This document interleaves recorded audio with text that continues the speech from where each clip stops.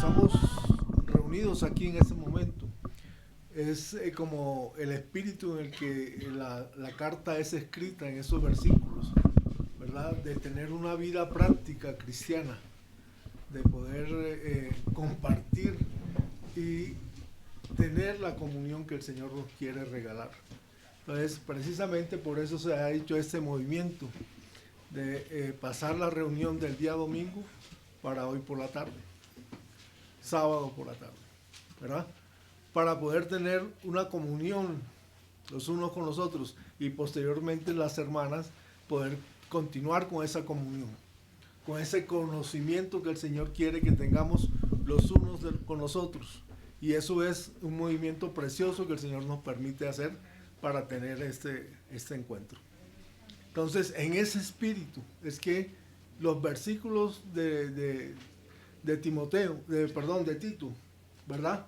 Nos permite identificarnos con ellos, nos permite reconocernos en ellos, el Espíritu del Señor moviéndose en la iglesia para que la iglesia tenga un mayor conocimiento a medida que se van reconociendo los hermanos y las hermanas en ese sentido.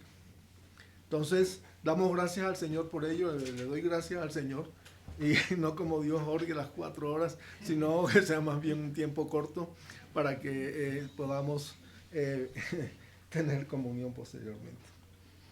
Señor Jesús, que sea lo tuyo y no lo mío, Señor, que sea lo que tú quieres transmitir, Señor, en estos versos preciosos que nos regala Tito a partir del capítulo 2. Es una enseñanza preciosa que pues trataré de transmitir lo esencial de esta enseñanza. Voy a leer antes en 2 Corintios 6, 14 al 18, donde dice: somos templo del Dios viviente.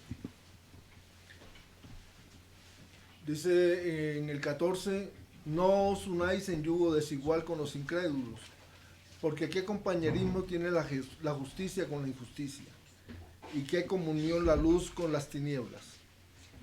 En el 15 dice: y qué concordia Cristo con Belial, o qué parte el creyente con el incrédulo, y qué acuerdo hay entre el templo de Dios y los ídolos, porque vosotros sois el templo del Dios viviente, como Dios dijo: habitaré y andaré entre ellos, y seré su Dios, y ellos serán mi pueblo. Por lo cual, salid de medio de ellos y apartaos, dice el Señor, y no toquéis lo inmundo, y yo os recibiré. Y seré para vosotros por padre, y vosotros me seréis hijos e hijas, dice el Señor Todopoderoso. La invitación que nos hace el Señor acá en estos versos, ¿verdad? Es para que la iglesia sea apartada para poder ser pueblo de Dios. Dice: salid en medio de ellos y apartaos, dice el Señor, y no toquéis lo inmundo, y yo os recibiré. El Señor nos está hablando de esa salvación que Él nos regala cuando el Señor nos ha llamado y nos permite estar en su presencia. El Señor, obrando en medio de nosotros misericordiosamente, nos ayuda a tener esa comunión que nos permite estar en su presencia. ¿Y eso para qué? Para que podamos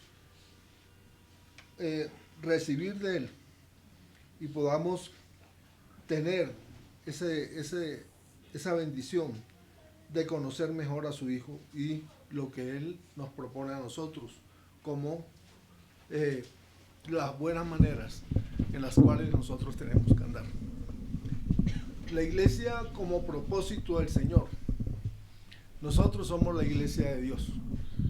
Entonces, cuando el Señor nos manifiesta esa voluntad de Él, ¿verdad? También nos está manifestando un sentir, ¿verdad? Que se transmite a través del Espíritu Santo por medio para la iglesia. En esta segunda parte de lo que es Tito, ya en en la reunión anterior nos había compartido Jorge, ¿verdad? Acerca del propósito y el entendimiento que debemos tener de esta carta. ¿Quién es Tito? Entonces, Tito es un discípulo de Pablo, ¿verdad? Pero Tito también había conocido de parte de, había recibido enseñanza de parte de los discípulos del Señor. Él es un griego,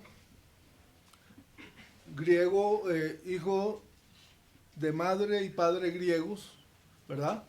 Que se conocen con Pablo y empiezan a tener comunión y empiezan a compartir de esa comunión.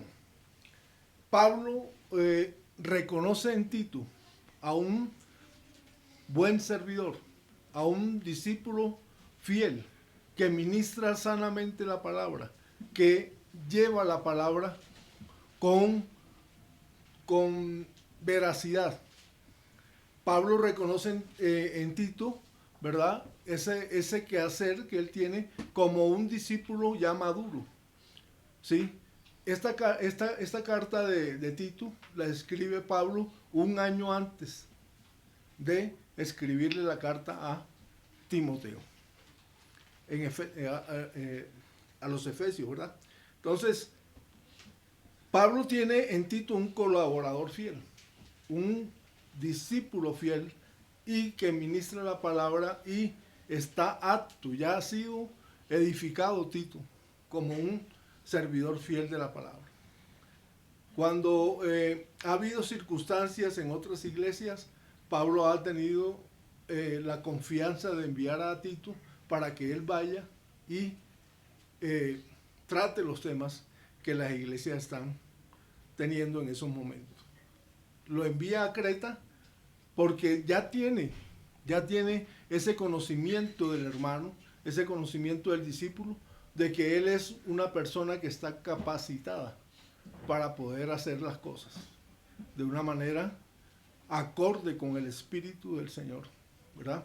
Entonces Tito es un discípulo paciente, es un discípulo conocedor de la palabra, es un discípulo que transmite la paz y la gracia del Señor, y por lo tanto Pablo tiene esa confianza en él para enviarlo a Creta, que no es una situación nada fácil, ¿verdad?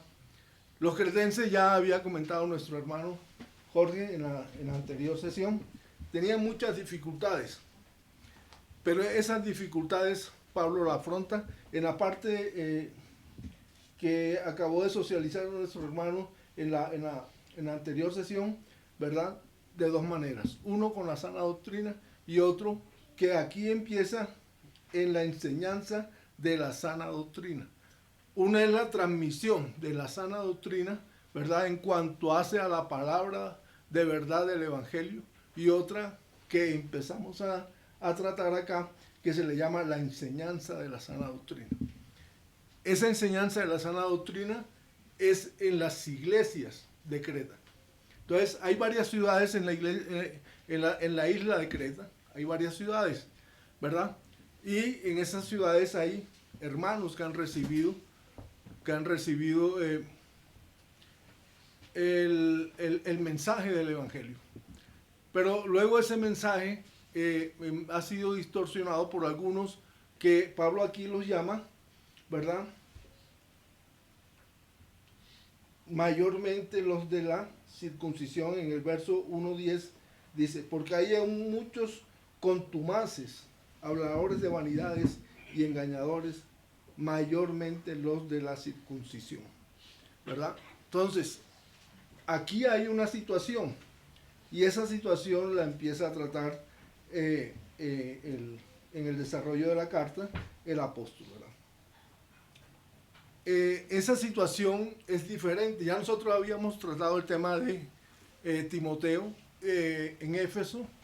En Éfeso había un liderazgo dentro de la iglesia que se oponía a las sanas enseñanzas y pretendía ese liderazgo llevar a la iglesia hacia un camino de error, ¿verdad? Aquí hay hermanos que están dentro de la iglesia, pero no hay un liderazgo.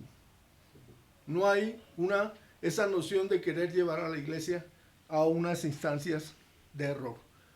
ellos practican el error, ellos practican, ¿verdad?, unas enseñanzas equivocadas, pero no tienen esa connotación de ser un liderazgo para llevar a la iglesia por caminos caminos que no corresponden. Entonces, aquí empieza el apóstol a hacer esa enseñanza, ¿verdad? Enseñanza de la sana doctrina. En este propósito, empieza diciendo, refiriéndose a Tito, dice, pero tú habla lo que está de acuerdo con la sana doctrina, ¿verdad? Con la sana doctrina. Entonces, lo está instando a que él aplique lo que ya se ha enseñado. Entonces, en el verso 9 dice, en el 1:9 dice, retenedor de la palabra fiel, tal como ha sido enseñada. Aquí está expresada la sana doctrina que ya ha sido enseñada, ¿sí? Para que también pueda exhortar con sana enseñanza y convencer a los que contradicen. Entonces, en el primer capítulo, en el 1:9, ¿verdad?, ya está manifestado que hay una enseñanza de la sana doctrina. Y entonces, en este capítulo 2, dice, pero tú hablas de acuerdo, lo que está de acuerdo con la sana doctrina. Entonces, ya hay una expresión de lo que es la enseñanza y lo que es la aplicación. Entonces, en este segundo capítulo ya se trata de la aplicación de la enseñanza de la sana doctrina. Eso conlleva que el hermano, ¿verdad?, se le considera apto para, como decía anteriormente, para poder él tomar decisiones, porque otra de las cosas que implica el desplazamiento de Tito a Creta es el hecho de que él debe nombrar. Entonces, se le envía con la finalidad de que él nombre líderes dentro de la iglesia, ¿verdad? Entonces, en ese contexto, él debe identificar, él debe reconocer dentro de los hermanos aquellos que tengan esa capacidad y luego él con ya el conocimiento de los hermanos, entonces poder aplicar, ¿verdad? Poder aplicar en los hermanos ese reconocimiento y decir, bueno, ustedes tienen una capacidad de liderazgo, vengan para que ustedes apoyen el desarrollo de la iglesia en Creta. Es un contexto, ¿verdad?, entonces, de crecimiento. La iglesia tiene que crecer. Y ese crecimiento se da en la práctica de la sana doctrina que ya ha sido enseñada a la iglesia. Pablo había estado en Creta anteriormente. Entonces ahí ese reconocimiento pues de las enseñanzas de Pablo que ya él había hecho con anterioridad. Entonces, dice en el primer versículo, tú habla lo que está de acuerdo con la sana doctrina. Entonces, es un contraste entre lo que Tito está desarrollando allí en la iglesia y lo que están haciendo los que contradicen esas sanas doctrinas, ¿verdad? Dice que es una transición que destaca el contraste entre Tito y los falsos maestros en las iglesias, quienes a pesar de que profesaban conocer a Dios, negaban con su actuar, con su vida, lo que eran una condición de rebeldía que era abominable a los ojos del Señor. Entonces, cuando dice Pablo que su mismo profeta los reconocía a ellos como mentirosos, mendaces, que eran contumaces, entonces reconoce en esta población una situación que es muy especial. Entre los griegos, los cretenses tenían una connotación. Ellos decían que Zeus, el dios Zeus, era nacido y estaba enterrado en la isla de Creta, por lo que los griegos lo consideraban a ellos por ser, pues la connotación de Zeus era un dios poderoso que tenía mucha influencia en la vida de los griegos, Entonces los griegos lo llamaban a ellos mentirosos. Eran mentirosos, glotones, dados a la buena vida. En esas circunstancias, cuando ellos reciben al Señor, entonces ellos no se redarguyen de sus circunstancias, no se redarguyen de su manera de ser, y quieren llevar y llevan a la vida de la iglesia, muchos de ellos, esa misma connotación que ellos tienen, ¿verdad? De la parte cultural, de la parte de su desarrollo histórico, de su manera de ser. La cultura gana, es parte significativa de esa contradicción que ellos viven, como cristianos y como personas que viven un desarrollo histórico-cultural. Entonces, si yo soy costeño, ¿verdad? Entonces, yo estaba allá en la parranda, estaba allá bailando y tal, ¿cierto? Cuando yo llego a la vida de la iglesia, si yo quiero continuar con ese mismo proceder, con esa misma actitud, ¿verdad? Entonces, me genera a mí una situación de contradicción, ¿verdad? Si la doctrina me dice a mí, oiga, usted tiene que moderar, usted tiene que no contener, sino que tiene que recibir lo que el Señor le está dando a usted como un sano vivir, ¿verdad? Entonces, usted acepta y recibe eso en su corazón cuando usted recibe la salvación.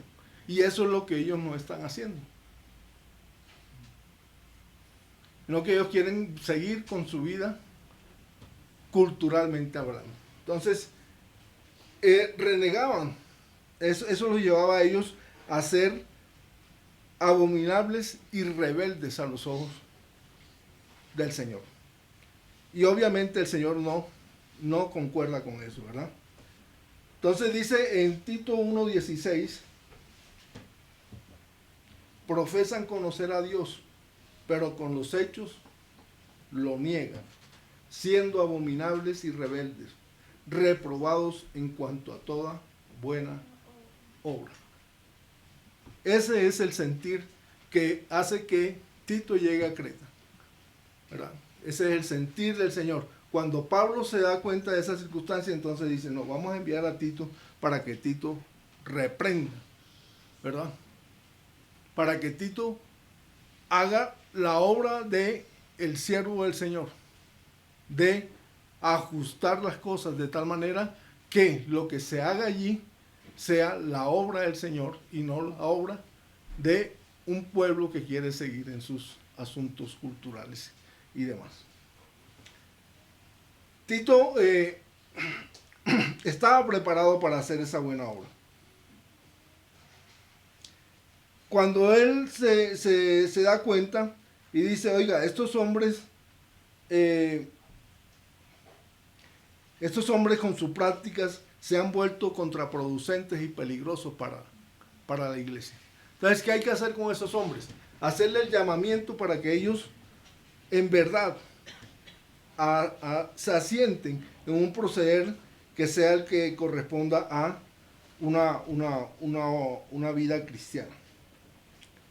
Y esto tiene una connotación, que el proceder de ellos, ¿verdad?, es el testimonio de la iglesia.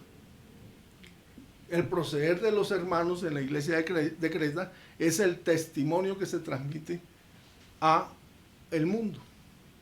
Si ellos siguen actuando así, no es el actuar de ellos como personas lo que se va a ver afectado, sino que lo que se va a ver afectado es el testimonio de la iglesia. Sufriendo pérdida y sufriendo tristemente esa posibilidad de crecer y de poder mostrar la vida cristiana como debe ser. Entonces, en el primer capítulo de Tito se manifiesta se da la manifestación de lo que son las sanas enseñanzas. En el segundo capítulo lo que se quiere desarrollar en la práctica es la vida de la iglesia como debe ser. Entonces ahí es donde viene entonces el proceso donde Pablo le indica aquí a Tito, ¿verdad? Cómo es el deber ser de las cosas. Entonces empieza diciendo, tú habla lo que está de acuerdo con la sana doctrina. Entonces, esa es la palabra de verdad, ¿verdad? El evangelio tal cual como lo conocemos. Y ese evangelio va a llevar a que los hermanos tienen que actuar de una determinada manera.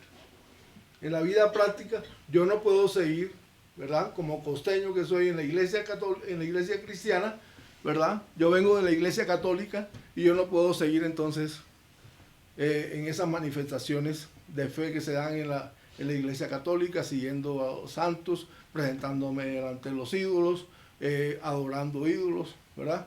Entonces, me he apartado de esa manera de ser y de actuar. ¿Para qué? Para poder seguir el testimonio del Señor. Claramente el Señor nos manda que no adoremos ídolos.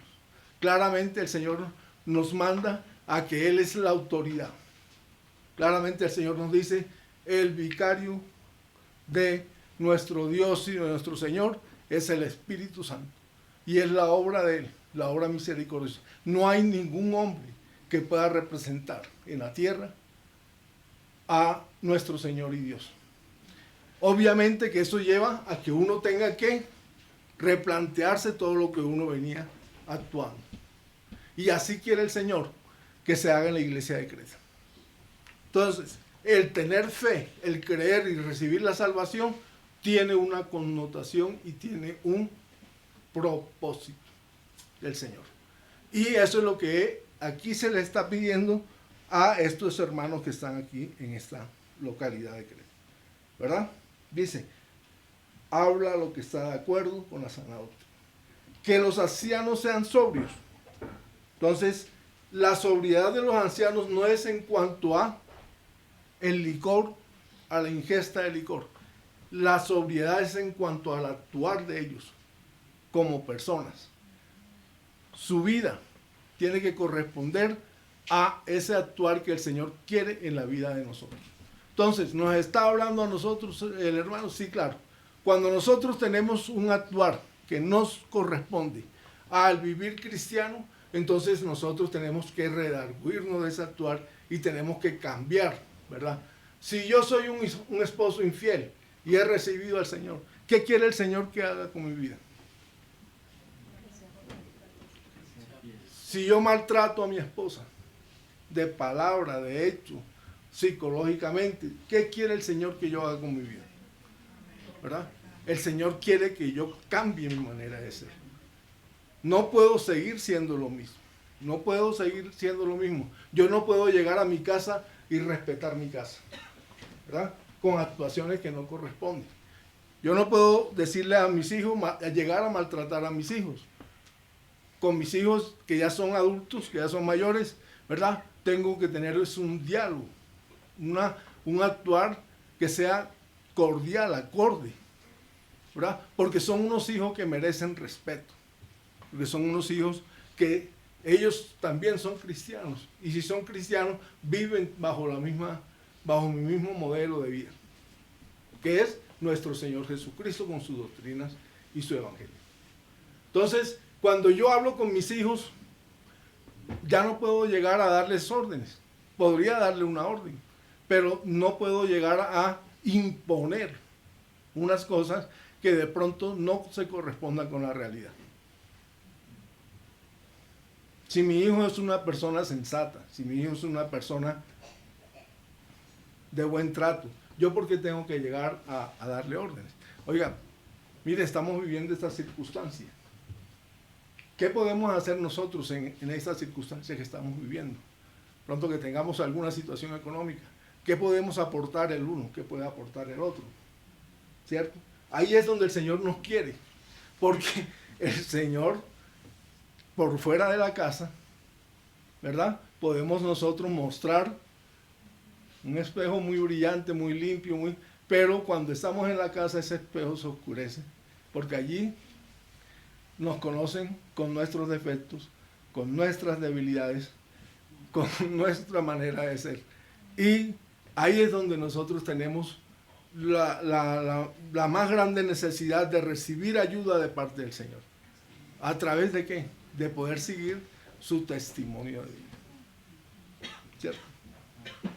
Esas son circunstancias que llevan a que nosotros nos tengamos que redarguir. Podemos hablar mucho de los hermanos en Creta. Podemos decir muchas cosas. El apóstol lo que nos está dando es la oportunidad de ver, oiga, en la vida práctica de la iglesia, qué es lo que el Señor nos está pidiendo que hagamos. ¿Verdad? Entonces, seguir las sanas doctrinas. Hay que seguir las sanas doctrinas. Que los ancianos sean sobrios, ¿verdad? Eso es en el trato, porque yo tengo un temperamento, ¿sí? Y constantemente, el otro día hablaba con un hermano y le decía, hermano, hablaba con una hermanita y le decía, en el trabajo, ¿verdad? Yo no puedo ser de una manera natural. ¿Por qué? Porque eso me lo va a cobrar mi trabajo, me lo va a cobrar el desempeño mío en la vida laboral. Si yo quiero llegar a manifestarme, porque yo soy bravo, yo soy de temperamento fuerte y tengo que tratar con personas, ¿verdad? Yo no puedo llegar a imponer circunstancias porque yo soy bravo y soy de temperamento fuerte.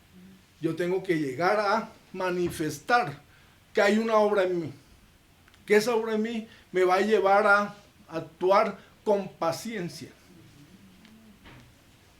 con algo que yo no conocía, actuar con amor frente a los demás.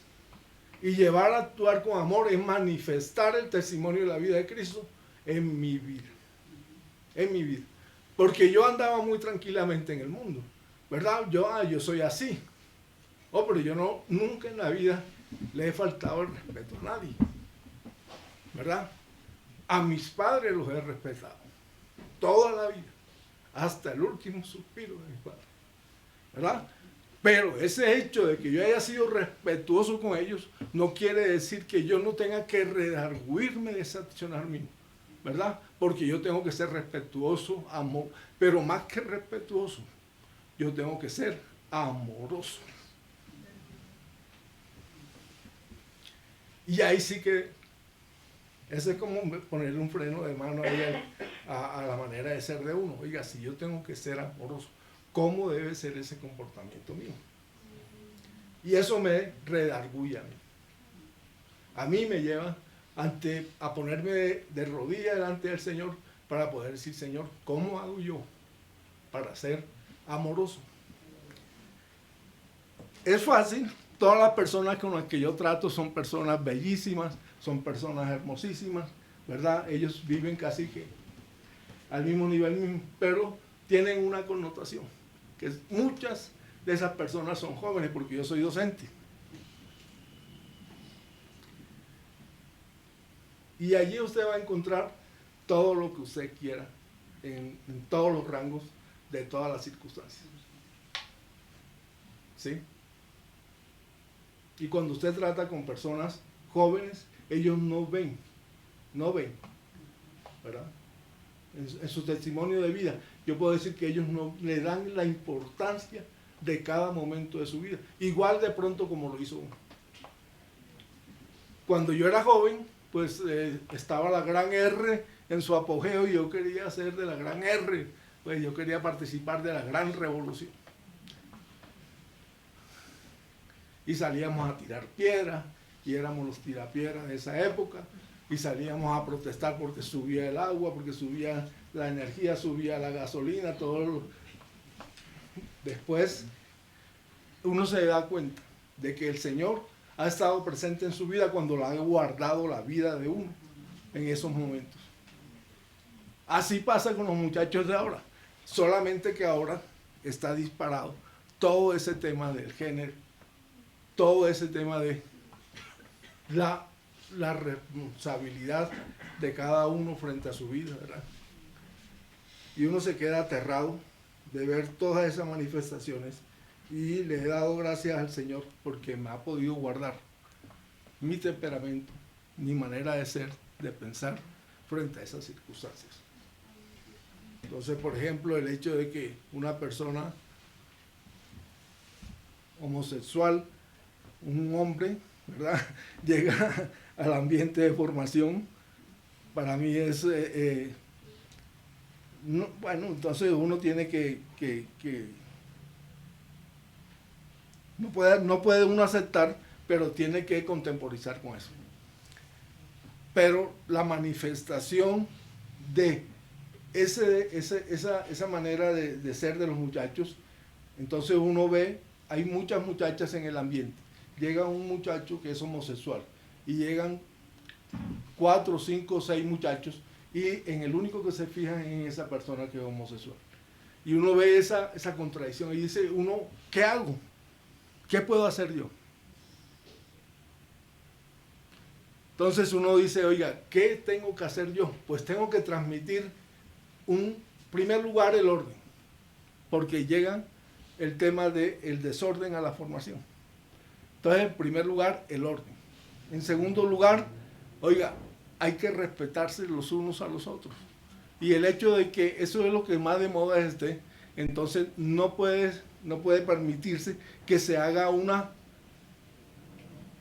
sublimación de eso. Oiga, eso es lo último en Guaracha. Y uno se queda aterrado de tener que ver y estar en presencia de esas circunstancias. Y los muchachos de hoy en día dicen entonces, oiga, es que yo tengo mis derechos. Y contra mis derechos usted no puede hacer nada, ¿verdad? Entonces esas manifestaciones lo llevan a uno a tener unas terribles circunstancias y uno de pronto quisiera poder, a través de la autoridad que uno tiene, tratar de conducir esos comportamientos, pero no alcanza uno a dimensionar la penetración que tiene esa conducta en medio de los muchachos. Aterrador, pero es impactante, la verdad. Entonces uno dice, oiga, ¿qué hago, verdad?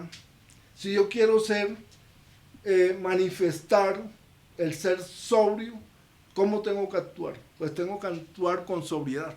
No exaltando, porque el día que yo me salte ante una circunstancia esa, el que sale perdiendo es uno. Y el que sale perdiendo es el testimonio de uno como cristiano. Eso es lo que dice amar a las personas. Eso es lo que manifiestan ellos con su intemperancia, le dicen. Entonces uno tiene que ser sobrio y tiene que sujetar su temperamento, su manera de ser, a la manera de ser del Señor. Entonces uno tiene que ser sobrio. Tiene que ser serio. Entonces uno no puede andar en reuniones sociales riéndose de los chistes que cuentan y donde todo el mundo se queda pues muerto de la risa porque contaron un chiste ahí y entonces uno tiene que dar testimonio en medio de todas las circunstancias de cómo debe ser un comportamiento serio para no transmitir otra cosa que no sea el amor del Señor. Hay que ser prudente. Ser prudente es una característica que debe tener el cristiano. Si yo estoy conversando con una persona y esa persona no está a los pies del Señor, yo debo de ser muy cuidadoso, muy delicado en la manera como yo hablo con esa persona. Lo que yo transmita no puede ser mi sentir. Lo que yo transmita no puede ser lo que mis vivencias me han permitido poder vivir, ¿cierto? Entonces, si yo era de determinada manera y entonces hice determinadas cosas, yo no puedo. En el trato con las personas con las que tengo contacto, ir a hablar con base en mis experiencias. Tengo que hablar con base en la experiencia de la vida cristiana que yo estoy teniendo. y tengo que manifestar ese vivir y ese sentir. No puede ser de otra manera, porque eso me va a generar a mí dificultades. Miren, este es el que dice que conoce la palabra, pero con su actuar y con su vivir, lo único que está transmitiendo son cosas del mundo, ¿verdad? Que uno tiene que ser, que uno tiene que dar cuenta de lo que el mundo ya fue para uno, pero para esa experiencia de vida uno tiene que transmitir es lo que la palabra le está dando a uno a conocer, para que su testimonio no vaya a ser tergiversado, para que su testimonio no vaya a ser dañado en la iglesia, ¿verdad? Yo puedo ser en el mundo, yo puedo estar en el mundo. Una vez yo estaba bajándome de un Transmilenio y un señor llegó y me atropelló, y yo iba a reaccionar fuertemente. Yo iba a reaccionar, oiga, yo le dije, ¿qué le pasa? Pero cuando de pronto me doy cuenta, el señor está operado. Donde yo a ese señor lo toque, si quiere, ese señor se va ahí, y por la puerta estaba abierta, donde yo lo empuje a ese señor, porque me estaba empujando a mí. Entonces, ¿cómo hubiera quedado yo ahí? Pues como un homicida, porque el señor sí me estaba maltratando, me estaba empujando, pero él tenía una condición, ¿verdad? Estaba recién y estaba en un Transmilenio. ¿Qué condiciones tenía ese señor? Pues no sé, pero a mí me hubiese caído todo el peso de la ley, porque yo me sentía injuriado, pero no sabía de las circunstancias de ese señor. ¿Por qué venía de mal genio? Porque, pues claro, estaba recién operado y uno recién operado transportándose en el Transmilenio, ¿verdad? Son cosas que pasan, donde el Señor lo llama a uno a ser prudente. Esto es en la práctica de la iglesia. Entonces fíjese usted que lo que ya se había dicho antes, la enseñanza, la sana doctrina, aquí lo que se está haciendo es aplicarlo en el comportamiento de cada uno de nosotros. Los hombres que ya estaban allí no habían dado muestras de ese accionar que fuese prudente, que fuese sano, ¿verdad? En el accionar de la fe. Los hombres habían demostrado que ellos estaban en una situación equívoca con respecto a la sana doctrina que se habían enseñado. Y esos hombres, para el testimonio de la iglesia, eran hombres peligrosos, eran hombres contraproducentes en la vida de la iglesia, porque no estaban haciendo lo que el Señor quería que se hiciese. Cuando hablamos entonces de esta circunstancia, dice Pablo, pero tú habla. Entonces, a nosotros el Señor nos manda a hablar lo que Él quiere que hablemos. Y lo que nosotros tenemos que hablar es lo que hemos recibido como sana doctrina. Si yo tengo que interactuar con los hermanos de la iglesia, ¿cómo debe ser mi comportamiento con los hermanos de la iglesia? Debe ser un comportamiento ajustado a los cánones de la iglesia, ¿verdad? Nosotros recibimos acá, y es importante recalcar el hecho de que nos estamos reuniendo los días sábados para hacer unas lecturas, porque esas lecturas nos colocan a nosotros en una base igualitaria, donde todos tenemos los conceptos, los conocimientos que el Señor nos ha venido regalando con el paso del tiempo. Tenemos un hermano precioso que es el hermano Gino, estamos leyendo el libro de Fundamentos. El libro de Fundamentos hace eso, precisamente. Entonces, cuando nosotros dijimos, oiga, vamos a leer en la reunión de los días sábados el libro de Fundamentos, no fue porque nos dio alegría reconocer al hermano como el autor del libro, no, fue porque el hermano, a través de todo el tiempo con el que estuvimos nosotros tratando con él, nos puso en una situación de igualdad, en el conocimiento de lo que el Señor nos ha manifestado. Y esa situación de igualdad hace que nosotros tengamos un andar armonioso. Uno se queda extrañado, oiga, si somos tantas personas, de tantos orígenes, con tantas circunstancias, me quedé sin empleo, casi que me muero 2 veces en los últimos 6, 7 años, ¿verdad? Todo lo que hemos vivido. Tengo situaciones con mi esposo, tengo situaciones con mi esposa. ¿Por qué nosotros a través de este tiempo hemos podido andar con un accionar que ha sido para mí precioso? Porque el Señor nos ha puesto a andar como en ese sentido al unísono, ¿verdad? Y nos ha sentido como en la cantera, roce por aquí, roce por allá. ¿Por qué? Porque el Señor nos ha traído a nosotros en ese sentido, en un andar muy precioso. Entonces, cuando hemos querido hacer esta lectura, es para que podamos seguir creciendo en el conocimiento de lo que es la obra fundamental del Señor en nuestra iglesia y en nuestras vidas. Esa es la sana doctrina para nosotros que hemos recibido de parte de los hermanos. Hemos andado en los hombros de los hermanos que nos han traído hasta acá y nos han manifestado ese andar precioso. Entonces, aquí Pablo habla de la sana doctrina para los cretenses. Nosotros estamos hablando los días sábados de la sana doctrina que el Señor quiere que compartamos entre todos. Tenemos que aprender, y como iglesia estamos aprendiendo. Como iglesia estamos tratando.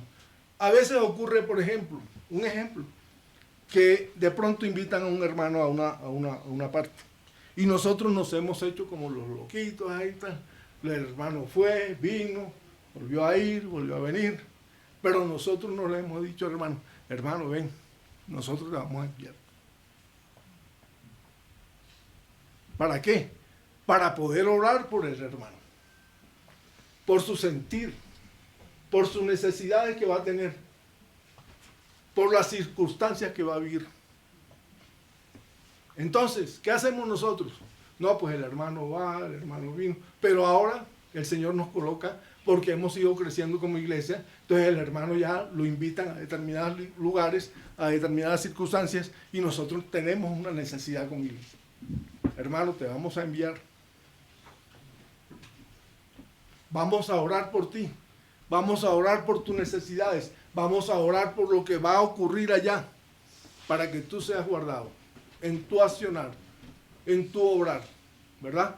Pero para que también sea guardada la localidad. Tenemos que hacerlo, porque ya hemos ido creciendo, ¿verdad? Ya hemos ido creciendo. Entonces, hay un campamento, va un grupo de hermanos al campamento.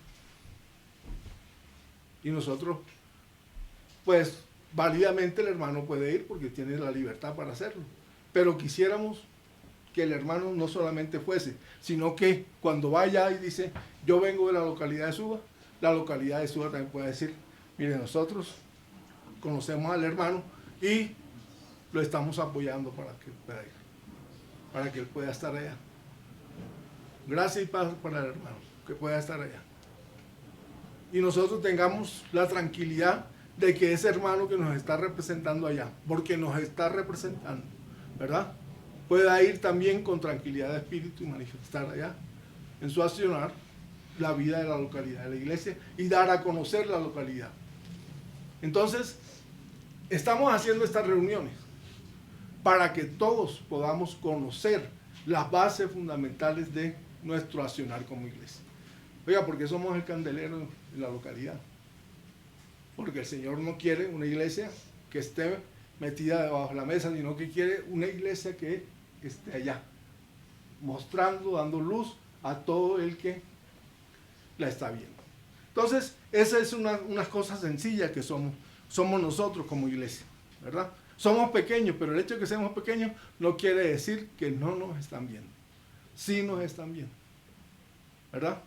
El Señor tiene en control nuestro accionar. Repito el ejemplo porque hemos recibido un ejemplo de parte de nuestros amados hermanos que cuando yo ando por mi barrio, yo pienso que nadie me está viendo. Pero yo andaba por el barrio con mi esposa. Ya mi esposa partió. Pero yo me he encontrado con 2, 3 personas que me han dicho, oye, ¿y usted por qué anda solo? La gente lo está viendo a uno. Así uno crea que no lo están viendo. la gente está viendo la iglesia. Así uno crea que la iglesia no se está viendo, pero sí lo están haciendo. Y el día que tú tengas un mínimo desliz, ese día te van a decir, pero usted es cristiano. ¿Estás seguro de eso? Porque su accionar parece que no es el de un cristiano.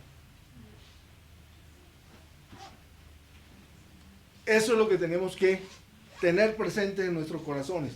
Entonces, el hermano aquí está hablando de la vida práctica de la iglesia. De la vida práctica de la iglesia en aquel tiempo, que es el accionar de la iglesia en este tiempo también. Aquí habla entonces de los ancianos, pero los ancianos no son los ancianos de Timoteo, los presbíteros. No, los ancianos somos todos. Somos los santos de la iglesia. Si yo fuera católico, diría, mire, tendría que estar allá arriba de un altar, ¿verdad? Porque es el santo. Pero nosotros aquí somos los santos de la iglesia. El Levítico dice allá, soy santos porque yo soy santo. Y ese es el Señor el que nos lo está diciendo. Entonces nosotros somos los santos de la iglesia. Tenemos necesidad de reconocernos como los santos de la iglesia, porque el Señor nos los está dando de gracia, porque Él es santo. Esa es la santidad que nos regala Él. Nos regala de su santidad para que podamos manifestarlo a Él. ¿Verdad? Entonces, cuando aquí dice que los ancianos son los ancianos de la iglesia, todos. Aquí no hay uno que esté por encima del otro. Cuando él está hablando aquí Pablo está hablando de los ancianos, ¿verdad? Está hablando de todas las personas que nos reunimos en la iglesia. ¿Que tienen una connotación por la edad? Sí, claro. Entonces, en esa época, 50 años, 40 años, ya tú eras un anciano. En términos de la edad, ¿verdad? Entonces, que los ancianos, entonces está hablando de las personas que son mayores de edad. Asimismo, habla de las ancianas. Y dice que sean reverentes en su porte. Entonces, estamos hablando de las hermanas, ¿verdad? De las hermanas que se encuentran en la localidad. Dice que sean reverentes, que deben tener un estilo de vida piadoso, correspondiente, como también lo deben hacer todas las personas que se reúnen en una localidad. Sino que se está refiriendo entonces a todas las hermanas que deben ser reverentes en su porte, en su accionar. Dice, no calumniadoras. Entonces, cuando dice que la palabra en griego aquí es diabolos. Y diabolos es el príncipe de la mentira. Y se le llama así a Satanás, ¿verdad? Entonces, cuando dice acá que no debe ser calumniadora, es que no debe propagar mentiras, que no debe propagar cosas sobre las cuales no se tienen certeza. Y es entonces cuando nos redargullan a nosotros, oiga, si a usted llega un comentario, no solamente a las hermanas, a todos nos llegan comentarios. Si a usted le llega un comentario acerca de un hermano, acerca de una situación en la iglesia, sobre la cual usted no tiene ninguna certeza, usted no se ponga a transmitir esos comentarios, no se ponga a transmitir esa información, porque usted está incurriendo en una calumnia, ¿verdad? No sea insensato y no se convierta usted en calumniador. Yo siempre recuerdo el Salmo 1, ¿verdad? Salmo 1 es de pronto de lo más precioso que hay en cuanto hace a eso, ¿verdad? Bienaventurado el varón que no anduvo en consejo de malos, ni en silla de escarnecedores se ha sentado. Y ese solamente es uno, porque todos hemos sido calumniadores, todos hemos sido mentirosos, todos hemos sido de esos de los que tenemos que cuidarnos nosotros de hacer calumnias y mentiras. No podemos ser de esos hermanos que transmitan información que no corresponda, ¿verdad? Siempre, cuando tenemos una circunstancia, el hermano Gino nos decía, oiga, usted ya consultó con un hermano maduro. Los hermanos maduros con los que yo consulto son mis hijos. Son preciosos porque me hacen redarguirme de cosas que yo pienso, que yo siento, y me hacen ver la realidad de las cosas. Pero si aún necesitara, oiga, de pronto tengo que consultar con otro hermano que sea un poco más, o que me haga ver de pronto la realidad de las cosas de una manera diferente. ¿Tengo hermanos con qué consultar? Sí, tengo hermanos con qué consultar. ¿Tengo hermanas con qué consultar? Sí, tengo hermanas con qué consultar. A veces me da pena, me da miedo, pero, oiga, puedo consultar con un hermano. Puedo consultar con una hermana para no ser yo ese hermano calumniador, ese hermano mentiroso que anda diciendo las cosas, haciendo la obra del diablo. Porque eso es precisamente lo que trató de decir el hermano ahí. Oiga, no haga la obra del diablo. No se junte para decir mentiras con otros. Entonces, sí tengo hermanos, sí tengo hermanas, hermanas maduras, hermanas que han sido preciosos soportes en la iglesia en medio de nosotros. Tengo hermanos que han sido preciosos para nosotros, ¿verdad? Yo cada vez me acuerdo del hermano Andrés, del hermano Orlando, del hermano Mauricio, ¿verdad? El mismo Chamo, el mismo Jorrito. Últimamente hemos podido hablar mucho más de lo que veníamos haciéndolo, pero es la obra del Señor. No es una obra que haga esta persona, no es una obra que haga él, sino que el Señor va haciendo la obra. Nos hemos reunido en las reuniones de oración. Y qué preciosa obra la que hace el Señor en la reunión de oración. Precioso porque nos reunimos todos, hermanos y hermanas, nos reunimos allí.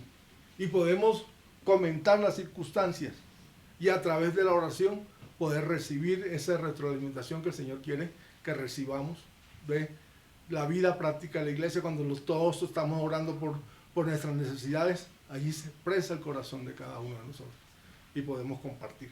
Yo los invito a que asistan a esa reunión, porque es de las más importantes que tiene la localidad, ¿verdad? Todas son importantes, pero esas reuniones son muy preciosas, porque allí podemos conocer las necesidades del corazón, las necesidades materiales, las necesidades de la familia, ¿verdad? Oiga, si usted va a orar por su hijo, de pronto usted se centra mucho en lo que es el relacionamiento propio, pero de pronto el otro hermano, y decía Watchman Nee que la oración tenía esa connotación, que la oración era como un sistema férreo, ¿verdad? Donde finalmente todos los caminos conducían a una sola dirección y eso lo llevaba hacia el Señor. ¿Por qué? Porque muchos hermanos unos pedían por esto, otros pedían por eso, y todos hacían una oración más congruente, más completa, porque a veces nuestra oración se queda en nuestra relación. Y allí, ¿verdad? Entonces, acotamos mucho la oración. Pero cuando otro hermano ora por mí y me ve y dice, voy a orar por este hermano, allá en su relación laboral. Voy a orar por este hermano, por su relación en la familia. Voy a orar por la hermanita, ¿verdad? Porque tiene una necesidad X. O porque yo veo, ¿cierto? Entonces, ahí es donde la oración se hace más y más y más y más acorde a lo que el Señor quiere que, porque oramos en las muchas necesidades. Entonces dice con respecto a las ancianas que deben ser reverentes en su porte, no calumniadoras, no esclavas del vino. Bueno, no conozco de ninguna hermana que haya sido esclava del vino o que sea esclava del vino. Entonces lo voy a tomar entonces en el sentido de que no seamos esclavos de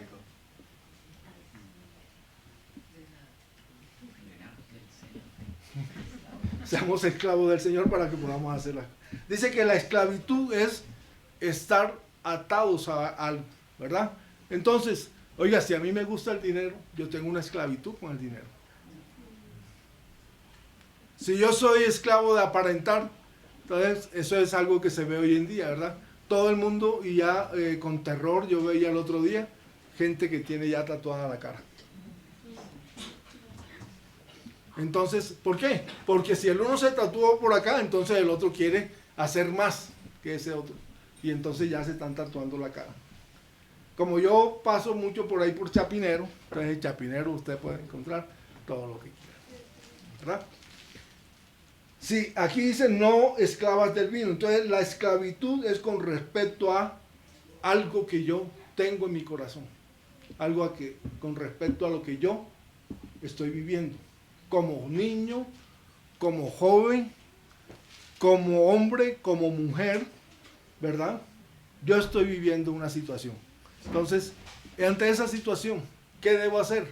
Pues debo acudir al Señor, ¿verdad? Primeramente, luego, si es un hombre, pues tratar el tema con los hermanos. Si es una mujer, tratar el tema con las ancianas de la iglesia. Para poder recibir allí si se necesita el consuelo, para poder recibir si se necesita el apoyo. Él, desde la experiencia, desde el anciano, desde la anciana, poder darle ese consuelo a ese hermano en sus necesidades espirituales o materiales. La iglesia necesita conocer sus necesidades para poder tratar de ayudarlos también, ¿verdad? Entonces aquí tenemos hermanos, hermanas que están en el diezmo, ¿verdad? Y están conociendo las necesidades materiales de los hermanos en ese sentido. Entonces, si usted lo manifiesta a la iglesia, podemos manifestárselo a las hermanas y ellas en comunión con el Señor, ¿verdad? Porque se hace así, entonces en comunión con el Señor se puede de pronto ayudar al hermano, a la hermana. Dice acá con respecto a las ancianas, que sean maestras del bien. Entonces Alexa, ¿verdad? Una hermana preciosa, ella es maestra del bien, ¿verdad? Mónica, una hermana preciosa, ¿verdad? Que con sus experiencias también puede aportar para ser una maestra del bien. Entonces tenemos a Gladysita. Gladysita con su bondad, con su misericordia, con su espíritu de servicio. Ella ha sido una maestra del bien porque nos ha mostrado un camino donde nosotros podemos ayudar a los hermanos y podemos enseñarles a los hermanos. Tenemos a Dani. Dani cada vez que ora me enseña. Danielita, una profundidad en la oración que a mí me redarguye porque yo diría que muy tosco en la oración. Porque la verdad, para mí todo está bien. Cuando todo está, los hijos me preguntan, papi, ¿cómo te fue hoy? Bien. Pero es mentira. Yo soy mentiroso. Porque a veces sí tengo necesidades y podérselas transmitir a ellos. Y le pido al Señor que me dé palabra para poder decir, oiga, en la minucia del día, yo tengo necesidades. Porque si yo veo lo grueso del día, yo digo siempre, todo está bien. Claro, por eso es que el pibe es Amario, ¿no? Todo bien, todo bien. Pero no es así. No todo está bien, siempre está. Hay cositas que si se van acumulando y uno lo va dejando acumular, te van a generar situaciones que si tú no las pones delante del Señor en oración con tus hijos, con tu familia, con tus hermanos de la iglesia, te van a generar situaciones. Si los hermanos no me exhortan, hermano, tienes que mejorar en esta circunstancia, ¿verdad? Entonces yo no estoy siendo un anciano correcto frente a los ojos del Señor. Y si yo no recibo la exhortación, si yo no recibo lo que el hermano está viendo, oiga, es para mejorar, es para que usted pueda ser mejor, ¿verdad?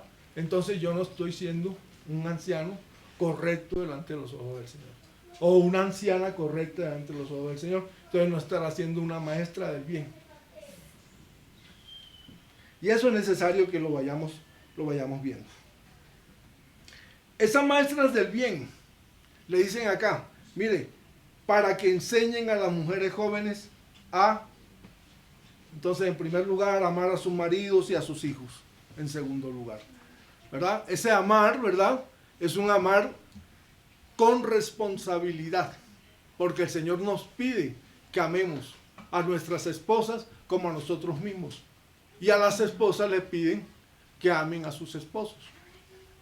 Pero ese amar, ¿verdad? Es una responsabilidad frente al Señor, no frente al esposo. El esposo hace cosas que no son indebidas, pero la hermana lo sigue amando, con responsabilidad. Amar delante del Señor es tomar la decisión. Amo a mi esposo, amo a mi esposa. Es una decisión, no es un sentimiento. Es una decisión que usted toma. Y esa decisión le va a permitir a usted poder tener un relacionamiento en su familia de una mejor manera. Porque no se basa en el deseo, no se basa en el sentimiento, sino que se basa en un deseo de agradar al Señor. Y el esposo, cuando dice, ama a tu esposa como a ti mismo, ¿verdad? Es porque cuando yo me miro a mí mismo, yo quiero lo mejor para mí.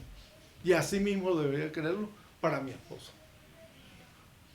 Cuando yo soy el que proveo en mi casa, oiga, esa provisión viene de parte del Señor. Y está aquí en la casa. ¿Para qué? Para las necesidades de la casa, de todos. Claro, las mías, las tuyas, las de los hijos, las de todos. También hay familia en torno a nosotros que tienen necesidades. Oiga, ¿cómo hacemos para compartir la provisión que hemos recibido del Señor también con nuestras familias? Entonces ahí tiene que venir el diálogo, tiene que venir ese actuar armonioso de somos uno. Entonces cuando uno se casa y uno coge una como de 3 hojas así, una tira ¿verdad? de compromisos que uno hace el día del matrimonio. Eso que uno dijo allí es una promesa delante del Señor. Y esa promesa, así duela después, hay que cumplirla. Hay que cumplirla. Esa es una realidad espiritual que tenemos que tener muy presente en nosotros. Oiga, fue una promesa delante. Yo creía que era frente a la persona que estaba allí conmigo, pero resulta que no es con la persona. Por eso es que dicen que el matrimonio, ¿verdad? Es un pacto, ¿cierto? Y se hacen uno. Y ya no hay dos, sino que son uno solo. Y que ese pacto tiene que cumplirse, no frente a la otra persona, sino frente al Señor. Esa es la obra maravillosa en la iglesia, en la vida práctica de la iglesia. Cuando actuamos de una manera diferente, entonces ya no estamos dando testimonio del Señor, sino que estamos dando testimonio de uno mismo. Son cosas que pasan, ¿verdad? Son cosas que se viven. Entonces, cuando uno finalmente habla con su esposa, y yo tuve la oportunidad de hablar con ella estas cosas, y decíamos, oiga, el Señor nos ha venido puliendo a nosotros y nos fue acompasando. Ya no hacíamos ruido, tanto ruido. Sí hacíamos ruido, pero no tanto ruido como antes. Porque es que yo era desorganizado. Yo tenía un papel aquí en la mano y después duraba 2 días buscando ese papel porque no sabía dónde lo había dejado y no me había movido de ahí, de ese pedacito. Cosa terrible que le pasa a uno así. Oiga, y después llega uno con sus costumbres y yo tenía la costumbre de quitarme los zapatos en la sala y no se lo aguantaba a nadie. Y esas cosas las fue haciendo así, como uno solo, el Señor, ¿verdad? Son cosas que pasan, no son irrealidades. Son cosas que pasan. Las maestras del bien son nuestras amadas hermanas que las vemos todos los días acá cuando nos reunimos. Una en mayor manera, porque conocen más la palabra, otras con su actuar, cuando le dicen a uno, hermanito, ¿cómo estás? Oiga, qué bálsamo tan precioso que lo puedan decir a uno, hermanito, ¿cómo estás? Y lo pueden saludar con tranquilidad. Eso es precioso. Y eso es enseñar dentro de la iglesia, ¿verdad? Esa enseñanza de ese cariño, de esa fraternalidad que se nos da por el hecho de habernos estado conociendo y seguirnos conociendo. Pedirle a los hermanos que siempre que tengan en su corazón algo diferente, oiga, hermano, miren, hablemos de este tema que de pronto no lo entiendo, que de pronto no lo comprendo, ¿verdad? Para poder tratar de darle una explicación, transmitirle un conocimiento, transmitirle una experiencia que hemos tenido. Eso es ser maestros y maestras del bien. Esa es la connotación que nos da aquí nuestro hermano. Que enseñan a las mujeres jóvenes a amar y a sus maridos y a sus hijos. A ser prudentes, dicen las hermanas, castas, cuidadosas de su casa. Entonces, cuidadosa de su casa dice que se puede traducir también como ama de casa. Pero ama de casa tiene hoy la connotación de que es mirado por el mundo como una sujeción. En vez de ser un acto voluntarioso de la hermana, ¿verdad? De tener el cuidado de sus hijos, de tener el cuidado de su hogar. El cuidado del hogar no es solamente asear el hogar. Si usted se descuida, usted va a encontrar, como le pasó a un señor un día que yo iba saliendo y iban hablando ahí, es que de pronto estaba el hijo mío con otro y estaba sentado en las piernas del otro. Tener cuidado del hogar es tener cuidado de todo lo que implica esa estructura. Tener cuidado del hogar es estar pendiente de los hijos. Tener cuidado del hogar es incluso estar pendiente de lo que la misma persona siente, de lo que la misma persona vive. Entonces, nuestras hermanas a veces las atropellamos con nuestro accionar, ¿verdad? No le reconocemos ni le damos la significancia que tiene. Ese trabajo del hogar es un trabajo enorme. Si yo cocino, me demoro 4 o 5 horas haciendo un almuerzo. Si cocina la hija mía, se demora 1 hora. ¿Cierto? Ella tiene la experticia. Pero cuando yo miro el trabajo se demoró 1 hora, pero ese trabajo es fácil. Sí, pero cuando yo voy y lo hago, me paro ahí frente al fogón y ahí me quedo parado 4 horas hasta que se cocinó el arroz, hasta que se hizo... ¿Cierto? Eso es un trabajo muy grande, muy grande. Y implica un cansancio, implica un desgaste, implica estar pendiente. Oiga, ayer hice esto, anteayer, yo no quiero repetir, pero ¿cómo hago si yo no sé hacer otra cosa?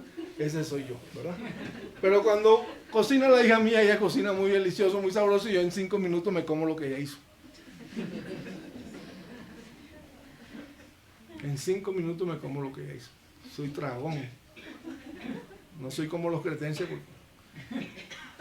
Ya incluso el Señor hasta me ha dado contención en eso. ¿Sí? Ya me ha venido dando contención. Me gustaba el dulce y entonces una vez llevan a la casa un tarro de dulce así. A las 2 horas no había nada.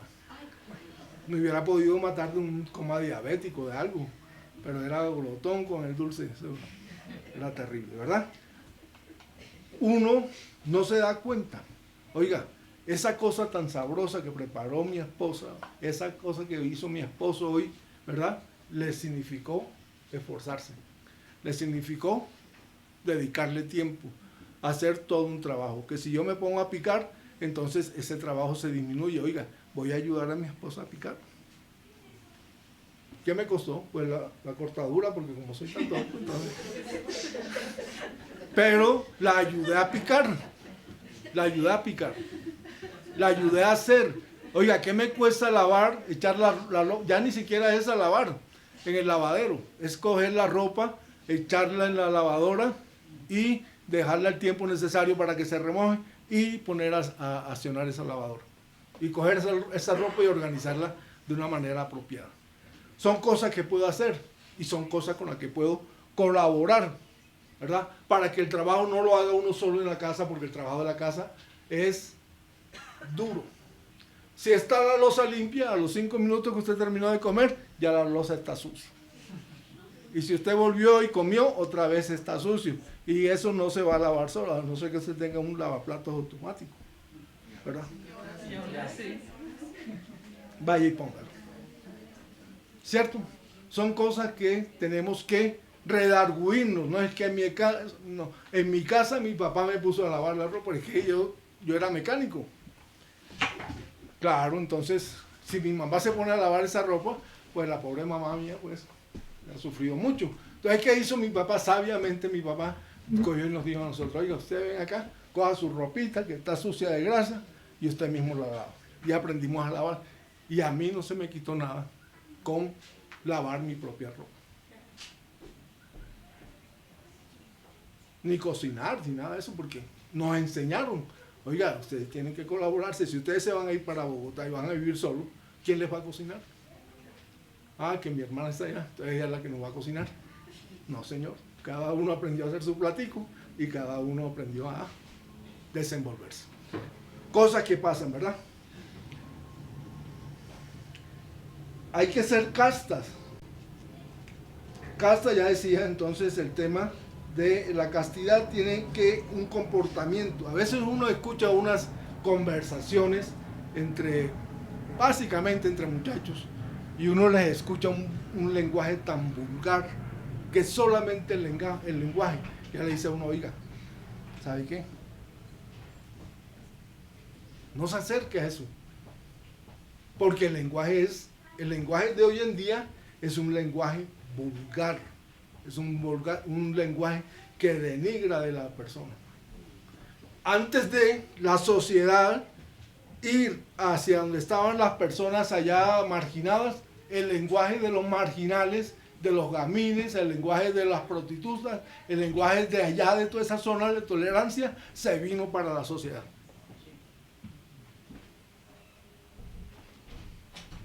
Y usted se puede quedar escuchando todo tipo de vulgaridades durante toda la mañana, toda la tarde, porque no saben sino hablar vulgaridades.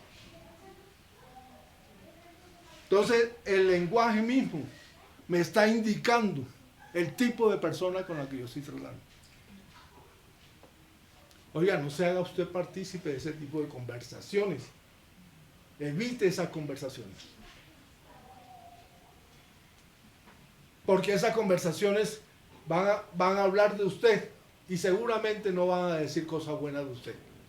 Y si saben que usted es cristiano, entonces van a decir ese de cristiano más bien poco. Porque su hablar está expresando lo que hay en su corazón. Buenas, sujetas a sus maridos, para que la palabra de Dios no sea blasfemada. Blasfemada. Señor Jesús, ayúdanos a nosotros, los varones también, a que podamos ser esas personas que tú quieres que seamos. Que miremos a nuestras esposas como un vaso frágil, como ese adorno que son las esposas en la vida de nosotros, ¿verdad? Algo precioso, algo hermoso, que ojalá el Señor nos los guarde y nos los dé así, de esa manera como el Señor quiere que sea. Hay que exhortar asimismo a los jóvenes a que sean prudentes. Entonces, ayudemos a nuestros hijos.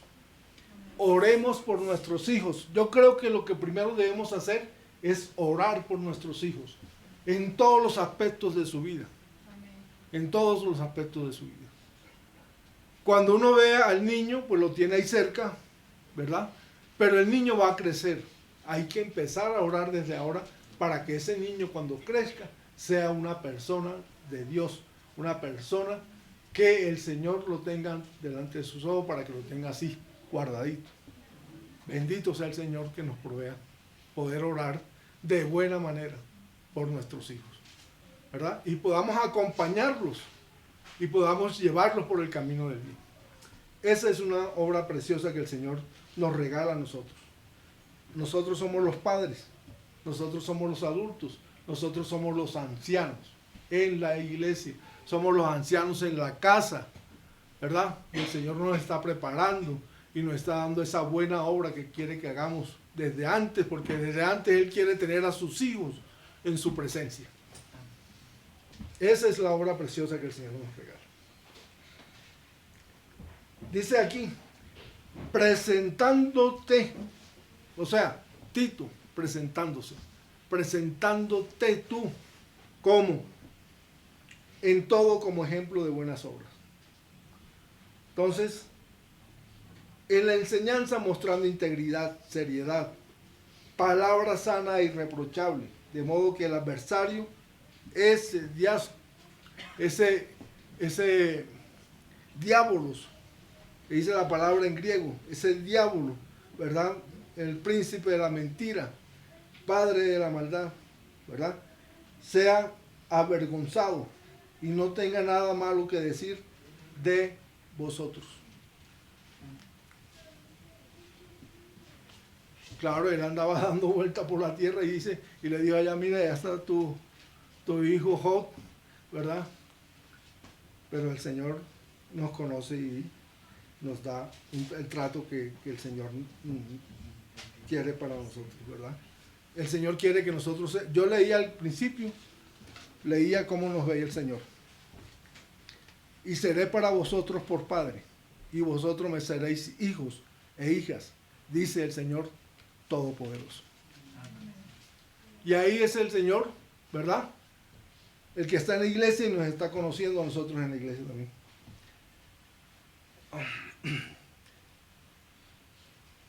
De modo que el adversario no tenga nada malo que decir de vosotros. Exhorta a los siervos a que se sujeten a sus amos, que agraden en todo, que no sean respondones. Ya en Timoteo nos hablaba también de los esclavos. Aquí lo podemos asumir a nosotros como trabajadores nuevamente, ¿verdad? Podemos decir, oiga, no seamos defraudadores de nuestras responsabilidades en nuestras empresas. Uno como joven puede actuar y actúa como joven. Entonces, si uno va y dice, oiga, hoy no voy a ir a trabajar, y usted no va a trabajar. O usted llega tarde, y dice, no, hoy voy a llegar tarde porque es que yo soy así, entonces hoy me voy a despertar tarde y voy a llegar tarde. Pero usted tiene una responsabilidad, ¿verdad? Y esa responsabilidad suya se la van a estar recordando allí en la empresa. ¿Qué tengo que hacer yo? El Señor que dice que cree en Dios. El Señor que dice que Él es hijo de Dios. Tengo que actuar con responsabilidad, tengo que respetar a mis patrones, tengo que respetar a la institución en la cual estoy trabajando. Yo no puedo salir y decir, oiga, yo soy yo. No, yo soy un señor que trabaja en el SENA, soy instructor del SENA, ¿verdad? Si por alguna circunstancia yo llego y, como dice uno muy comúnmente, la embarro por fuera del trabajo, allá se van a ir a enterar seguramente.